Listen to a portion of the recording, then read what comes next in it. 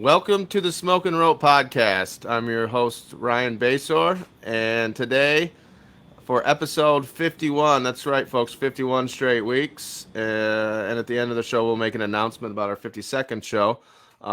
Today, super excited. Great owner operator of Local Roots is Roy Liskey. Roy, thanks for coming on the show. Thanks for having me, Ryan. I'm looking forward to the conversation. So am I. So am I. You got a lot of cool stuff to talk about. What's going on in the Berg. So with that, Kevin over at Truu Cannabis. Kevin, what's happening? Oh, not much. Same old, same old. Kind of excited to talk to Roy. I've been hearing about the local roots for a while, and so I'm kind of excited to dig into it and learn some stuff about him. Cool. Yeah, it's me too. And then Tom Beller up in Kalkaska, who's gotten to know Roy a little bit too. So Tom, what's happening in Kalkaska, man? Does the rain stop? Oh, the rain finally stopped, man. We can put the boats away and drive our vehicles to work. Ryan, we need to make sure we have a conversation before these shows to make sure we're not twinsy. But hey, yeah, it's for a good cause, man. For yeah, sure. yeah. Did I miss the promo pack or something? Everybody's got the local root stuff. I'm stuck with Relief over here, Tom. I got you, buddy. Thanks, buddy. We'll get you on, Kevin.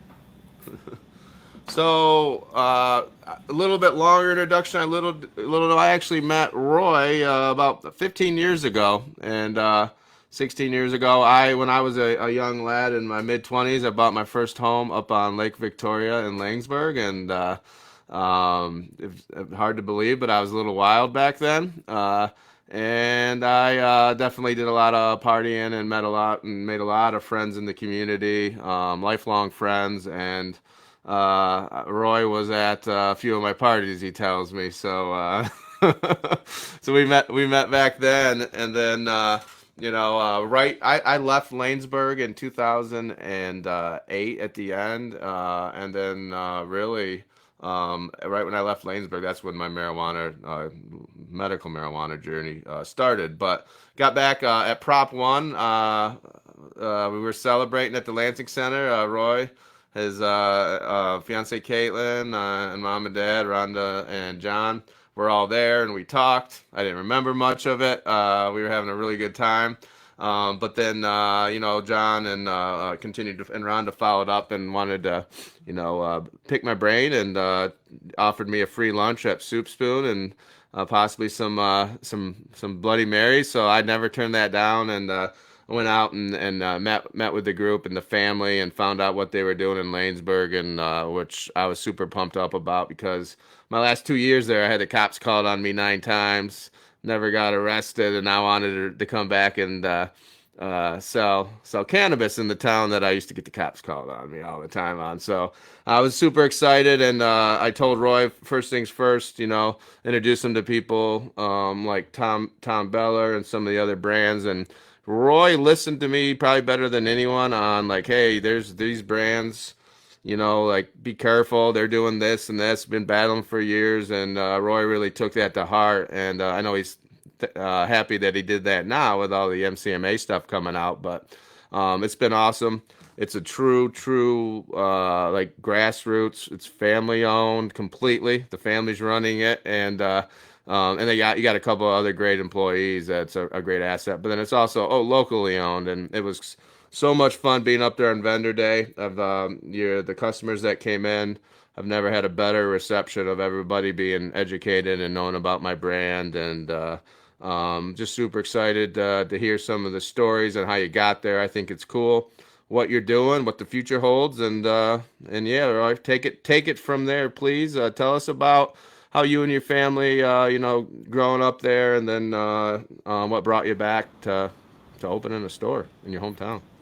Absolutely. And thanks again for all the connections you've shared with us. It was that lunch at the Soup Spoon really paid off. So it was really great to reconnect with you.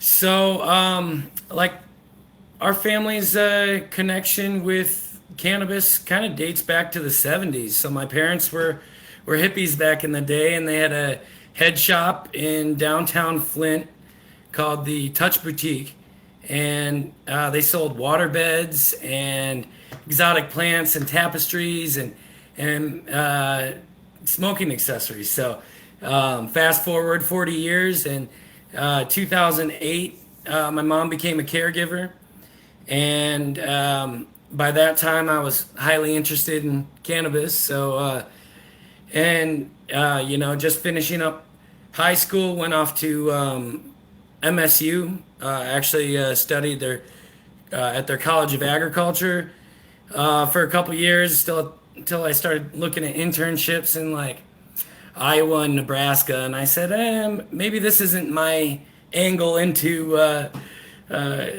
like a cannabis grow. That was kind of my goal. I wanted to manage a large scale cannabis grow, and yeah, so I switched my degree to hospitality business, and that got me out to Colorado in 2014. I did an internship at a hotel in Aspen, Colorado.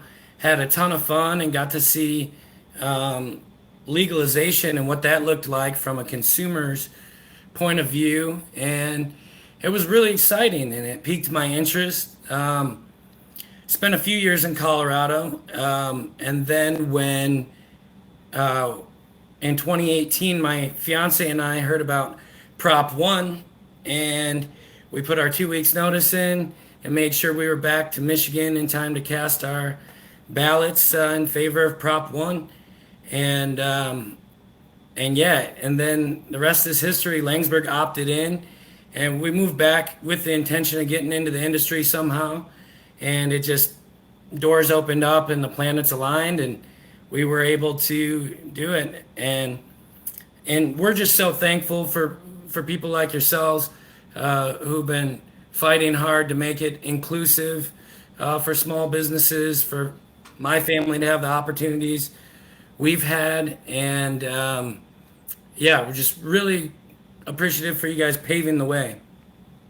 Well, thanks, Roy, and that's what you guys are doing is all about. There's another a similar story kind of happened in Cassopolis, where my family grew up. A local younger guy got him opted in, and those are the stores that I'm always going to support, and that's what makes Michigan unique. So thanks for that. But I'm really impressed with the way you're running your store, how you're marketing, how you're working with the community. It's as good as I've seen, and obviously your hospitality background has played a major part in that, but also your mom's got a little PR background, and just being intertwined.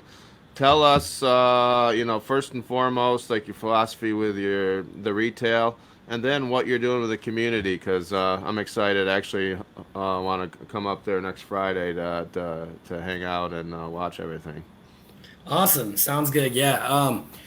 So kind of like the involvement in the community and their reaction has been surprisingly well. So my family's lived in Laingsburg for over 40 years, and we've got a history of community involvement. My mom, having that green thumb, she led an after-school program for 10 years, more than 10 years. It was a horticulture club in the courtyard of the old middle school. So everybody in the community knows my mom from that, and we have deep roots in the community. We know a lot of the council members. I went to school with a lot of their children, so I think it eased their minds knowing that we were the ones setting up shop, and they know that we will act with the community's best interests in mind. And the What about what about some of the marketing stuff you did with the local restaurants and the Oh yeah, music? yeah, yeah. So Yeah, we've been trying to get people to come to Laingsburg. I mean, people have been driving to Laingsburg from surprising distances. One, because we've got brands like Redemption and Real Leaf that you can't get at every store, and two, because because we have competitive pricing. We're not price gouging, and we're bringing people in, and we also want them to stick around and have lunch in our town. We want to bring everybody up together. So this month we've run a really popular program. You get 10% off your entire order store wide if you bring in a receipt from a local restaurant. So that's been really great. Awesome. And then we're also sponsoring four concerts this summer. One is starting July 9th. It's one of my favorite bands, Root Doctor, sponsored by Local Roots. So we've got roots in common. But like the guitar player, they've been around for 32 years. They're one of Lansing's most iconic bands, and this is actually going to be the first show of their farewell series. So they're, you know, hanging up their gear at the Quits, man. That's too bad. yeah, but they're doing one last hoorah, and we're very connected with them. The guitar player, Bill Malone, was my guitar teacher growing up, and they've been close family friends. And so that's July 9th from 7 to 9. There'll be food trucks and a whole big thing in McClintock Park in Laingsburg. But make sure you come to Laingsburg before that, because from 4 to 7, we're going to have Real Leaf in the house. Kristen's going to be there doing a raffle and giving out some Real Leaf swag, and we're going to run 20% off all Real Leaf products. And it'll be a great time Friday, July 9th. I think it's a week from Friday. Yeah. But yeah, so that is actually part of the LBCA, Laingsburg Business Community Association, invited us to sponsor a concert, but we didn't want to stop there. So we're sponsoring an additional 3 concert series in the same park. Laingsburg just got this really cool amphitheater. And so we're going to take advantage of it and provide some good music for the people of Laingsburg. And actually the Helping Friendly Hemp Company is signed up to cover half of all the bands. So that was really great of them. Yeah. So, and then as far as like the philosophy in the store, kind of, our mission statement is simple. It's quality products at a reasonable price. And I think we've been able to compete with some of the bigger stores on price, which was something I was worried about. And I'm realizing that they have high interest loans, and they have a board of executives, which is probably very well paid. They've got lawyers and accountants all in house, and we're just kind of trying to do it, the opposite. So we've got no in-house lawyers and accountants. It's mostly family that works there. I'm bud tending, ordering, and I'm doing QuickBooks. We're doing everything in-house, trying to keep costs low, and then working on developing relationships with people like yourselves to make sure that we always have a constant supply, really good quality, very selective with the products we choose. So I want people to trust our recommendations and our stamp of approval. I think it means something to our customers. So I'm not blindly recommending things. I'm trying things before they hit the shelves. I don't want to overwhelm our customers with too many options. So I want to sort through all the BS for them and find, the best products and the best values. So yeah, kind of in each section you'll see we've got like the craft flower of Real Leaf Solutions and Truu Cannabis, M&M Agriculture, Redemption, and then we're like looking to source smalls, so we have something for somebody who just needs a gram for $6 until they get through to their next paycheck. You know what I mean? It's a lot of people in my town have told me that they felt priced out of dispensaries, and we wanted to make sure there's a price point for everybody. So I mean, even down to our glass, we've got local Lansing made glass, but we've also got a cheap mass produced $5 pipe if that's what you need. That's awesome. Hey, Roy, it's Kevin over at Truu Cannabis. It's good to finally get the chance and Micia. I was just curious. You had mentioned the city of Laingsburg and their involvement. What you got going on seemed to be supporting it pretty well. Did you guys have any issues trying to get them to opt in? Were you part of that process? Tell me about the was there a competition on getting licenses in Laingsburg? Do they have growing there, processing? What's the story? Okay, so they've opted in for originally they just opted in for retail stores and processing, and my family approached them to get them to consider opting in for a micro business, and that's kind of the route we thought we were going to go until we found out that there's a bunch of limiting factors, and the labor would have been crazy to try to grow 150 plants, process it all, make our own gummies and our own oils and everything. We wanted to be able to sell other people's brands. So we decided to go with the retail license. They ended up taking away the micro business license after we decided we didn't want it. They changed that part of the ordinance and rolled that back. They don't allow growing, and there was a competitor, but it was just a real estate development guy trying to do a real estate flip. And I think, well, the application period's closed now, and we haven't seen any progress. So I think we may have scared them off or something. I wouldn't want to open up next year now. That's incredible. Hey, speaking of micro businesses, as a side note, maybe I'm mistaken, but isn't the first micro business in the state in Onaway up for sale? It is. It is. Yeah. It is. I mean, maybe it's not the best spot to have it. Sure. Micros, as we that would have been interesting. Roy would have been a chance at a micro business succeeding, but good decision on that. That's part of the big fight that the MCMA hates micro businesses. For some reason, they think it's a huge competition to them. I don't think it adds to the culture. No. So, we almost had it to where there was going to be 150 flowering plants, and that they went nuts on that. So that's been going on and been bugging me. But you're right. So the Laingsburg would have been a cool spot for a micro business, man. And then you could add a lounge. Any you got a lot going there. Any ideas on cannabis events or a lounge in the future?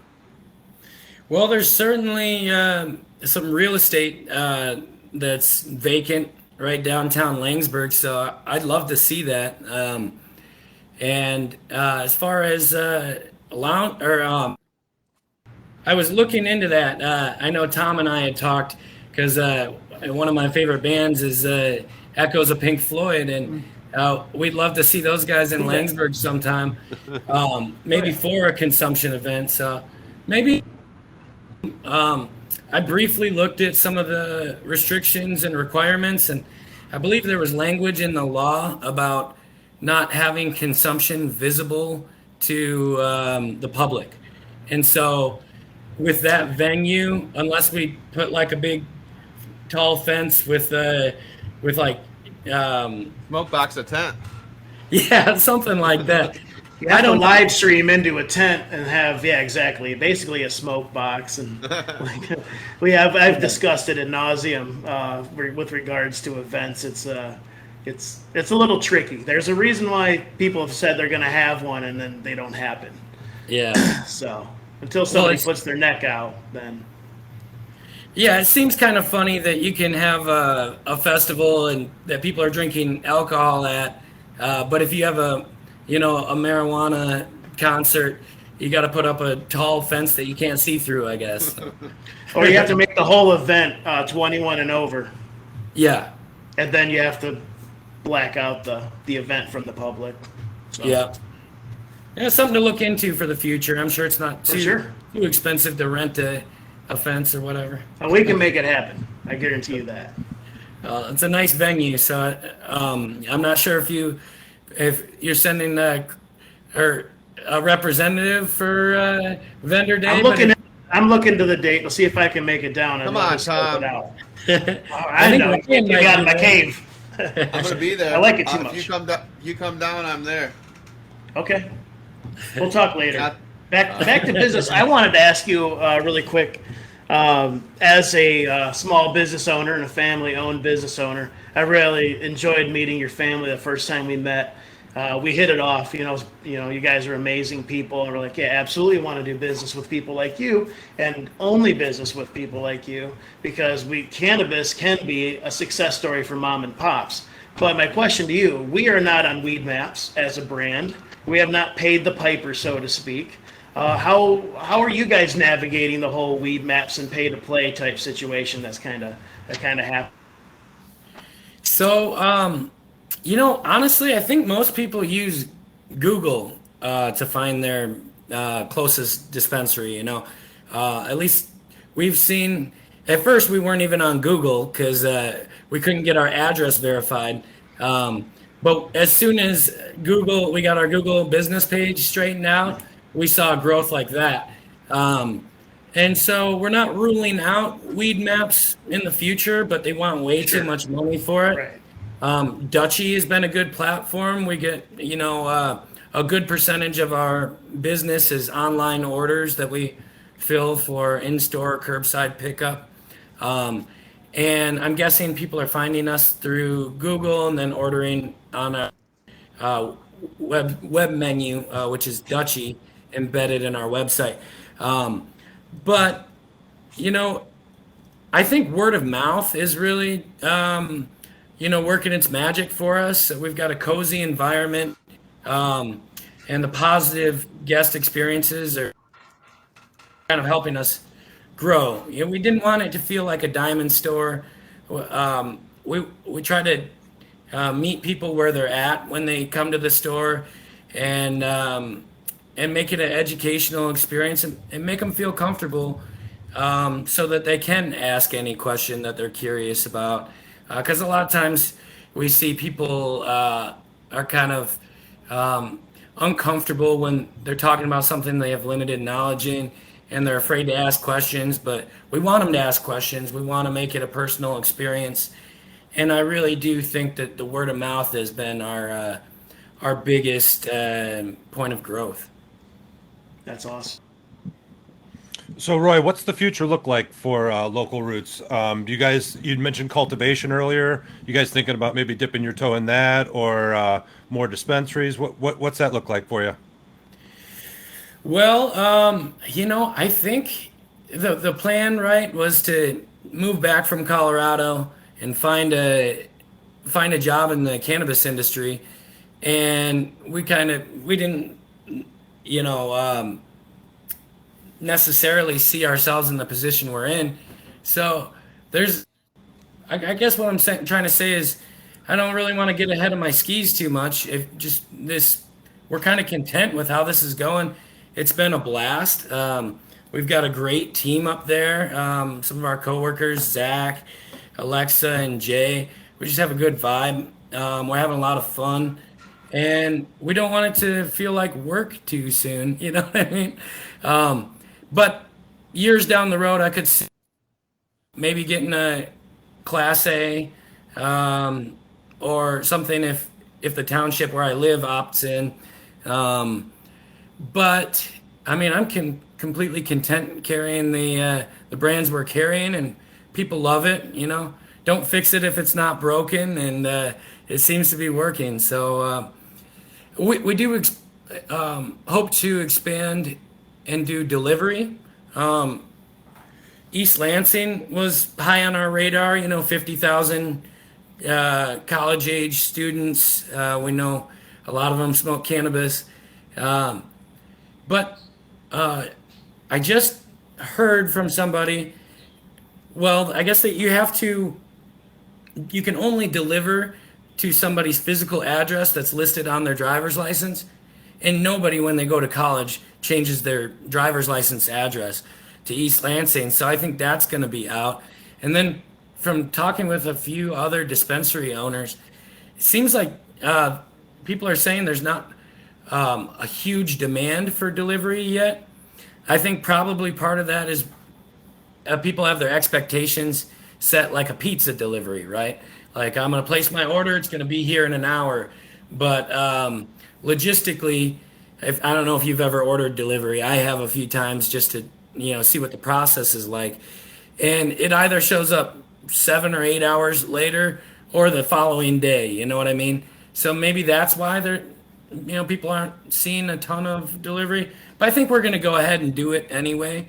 We actually won a delivery plan at a redemption fundraiser and from Covert Law Firm. So we got it ready to submit to the state, and we'll probably be doing that in the next month or two.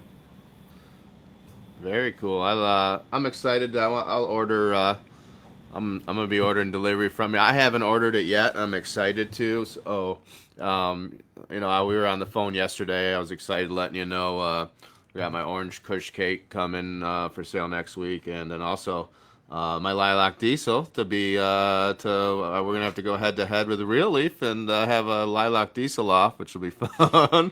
But I'm making sure that Local Roots always gets it, so I can order from delivery too. It's not partially selfish, but no, I'm excited about that.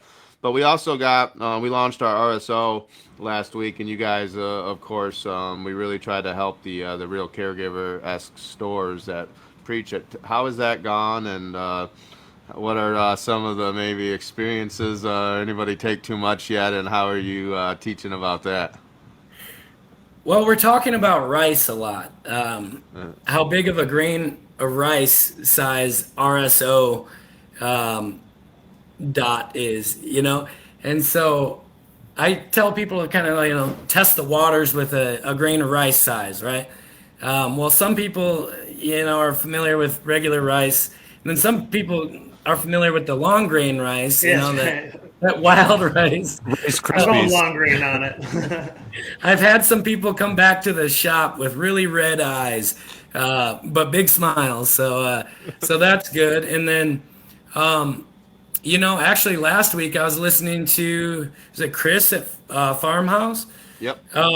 He, this whole past week I've been reflecting on what he said and how the number one, if somebody's coming in and buying 10 packs of gummies or something like that, it's a really nice upsell to say, hey, maybe get some RSO. Maybe it's a little better bang for your buck. It'll last you a little bit longer.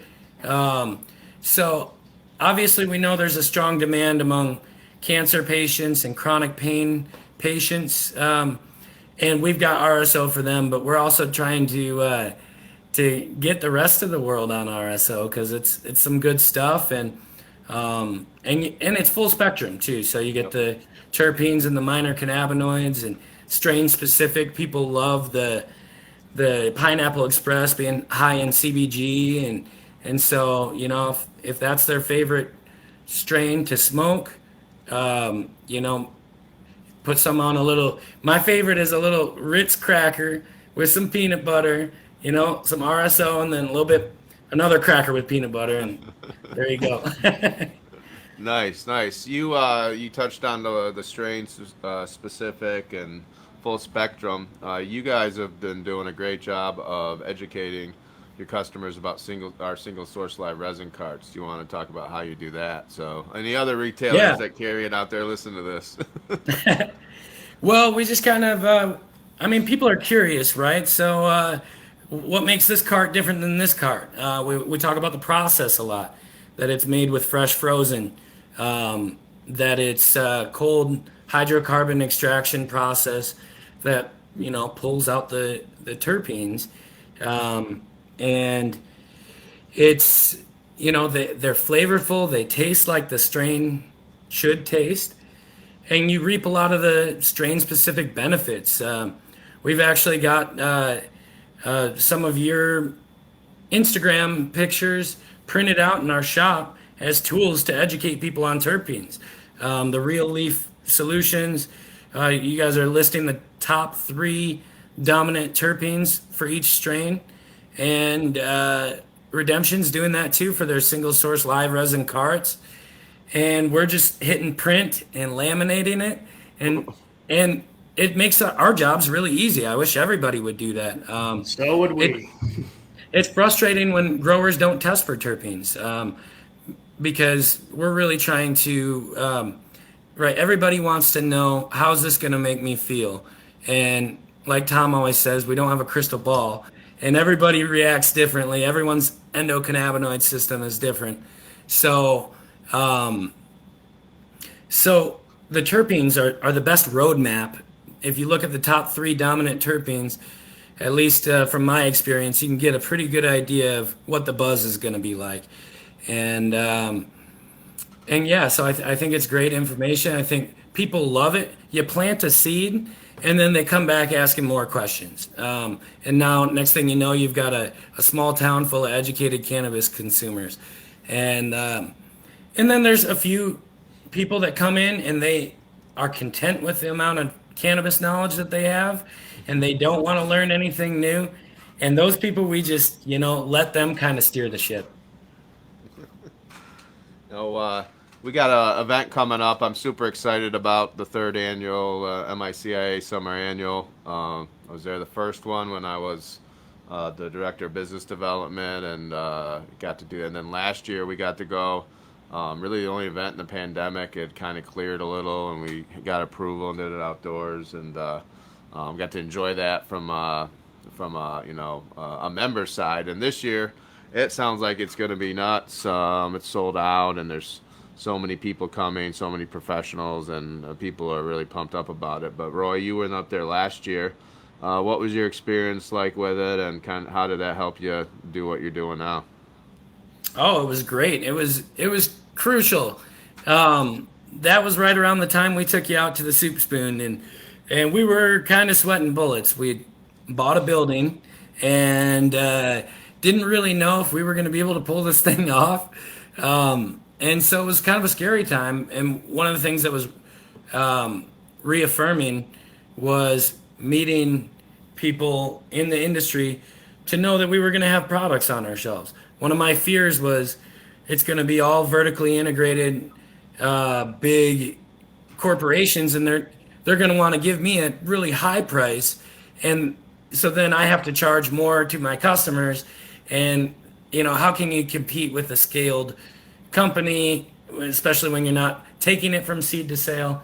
But what we found at the MICIA summer event was that there's a lot of small businesses in this industry, thankfully. And we met Tom, and we met a lot of people up there. We met our insurance guy. We met our accountant, and banking people. It's like it's a one-stop shop for everyone you need to meet to open a dispensary. And so that resource was huge. And then, I mean, it was great to meet Robin and thank her for all the activism that she's done. I wish I would have been here back in 16, when the stuff was going down, and you guys were advocating, for a fair and equitable set of rules. I feel a little bit late to the table. You know what I mean? I did cast my vote in favor of Prop 1, but I'm so thankful that you guys paved the way for my family to be able to get into this industry, and we're here now, and we're here to help. So happy to be part of the MICIA, and happy to help however we can. Yeah, I think the MICIA is a great example of how a cannabis community can work and responsible business ownership. There's been a lot of negativity surrounding cannabis business, and with this whole MCMA thing, with whole us and them type attitude that's going around, and rightfully so. If people's rights are being taken away or feel squashed, they're going to push back, But it's just, the truth is, it can be done right, and it's awesome to see your family doing the right thing, and we're going to continue to support you guys any way we can, and we appreciate you so much. Well, the feeling's mutual. We appreciate you.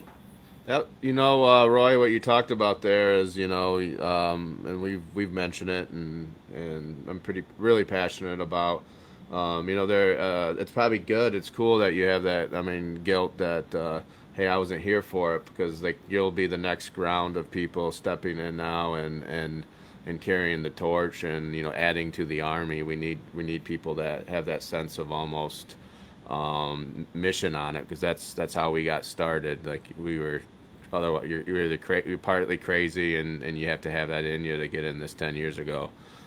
So I recognize that. So we're talking about doing a fundraiser. It's going to be very, very fun and exclusive, and be marijuana industry. I don't want to talk about it too much, but you got a cool part of history in your family with your barn. Just give a little bit of history about that, and for the people that are listening, put it on your radar. I might be calling you for a fundraiser that involves wild blues, and some other stuff, and it's going to feel like you're 150 years ago back in the woods, and jamming. So Yeah, so our barn has hosted barn parties for nearly 30 years. It's tapestries on the walls, and you know retired music instruments. It's got a nice vibe to it, and we're a huge blues family. My mom and I both dabble in music, and we've got a ton of friends in the capital area blues society, and so we bring a different band every year and have a big a blues party. And we actually haven't used the barn in a few years because of COVID and this and that. So yeah, it'd be cool to set something up, and like I said, we're here to help. well, that's I'm excited about it, and we'll talk more about that. And I just wanted to kind of tease that a little bit, because there's going to be capacity, but anyone that went to the last fundraiser we did and enjoyed it, we gotta try to one up it. So that is the goal. With that, man, Roy, it's almost 2 o'clock. We got some hard outs here. Didn't realize it was that late. Could keep talking. Had a great time as always. With that, I wanted to let Kevin and Tom say goodbye here. Kevin, any last thoughts? Yeah, it's been good talking to you, Roy. Getting to know about your business, Local Roots. It sounds like you guys are doing things the right way. Ryan's been talking about you for a while now, and so like I said, it's nice to meet you. I'm glad that you guys are doing things the right way. Ryan mentioned, it's nice to have new energy coming into the movement. We've been fighting at it for a long time, and we need the next people to help boost it over the top, and people with your motivation, I think are going to be a great help. So appreciate you coming on the show today, talking about yourself, and I wish you all the best, buddy.